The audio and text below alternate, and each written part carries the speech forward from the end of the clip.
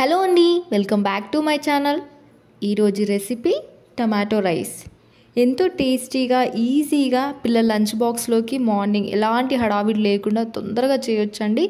And ఎప్పుడైనా rice మిగిలినప్పుడు కూడా ఇదాన్ని మనం ఈ విధంగా చేసుకొని తింటే చాలా బాగుంటుంది.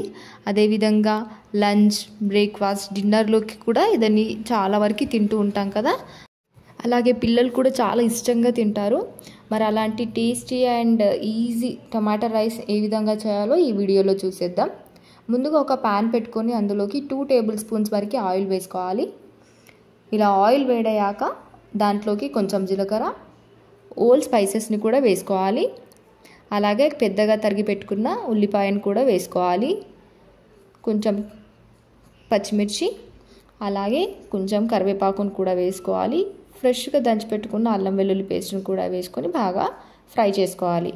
అలాగే ఒక పెద్ద సైజ్ టమాటాని ప్యూరిని కూడా యాడ్ చేసి బాగా ఫ్రై చేసుకోవాలి.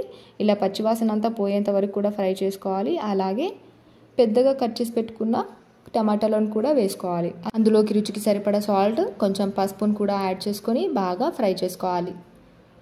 ఇలా ఆయిల్ అనేది పైకి తేలుతుంది కదా, అప్పుడు దాంట్లోకి కొంచెం కారం, అలాగే కొంచెం ధనియా పౌడర్, అలాగే కొంచెం గరం మసాలా కూడా వేసుకొని బాగా కలుపుకోవాలి. నేను ఇక్కడ రైస్ని ముందుగానే కుక్ చేసి పెట్టుకున్నానండి. ఈ విధంగా ఇప్పుడు ఈ కుక్ చేసి పెట్టుకున్న రైస్ని అందులో యాడ్ చేసి బాగా కలుపుకోవాలి.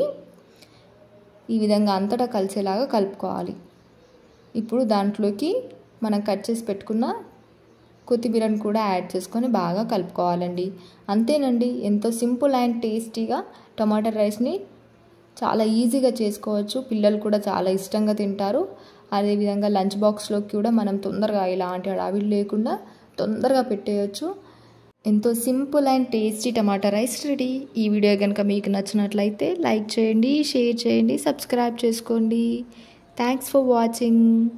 Bye bye.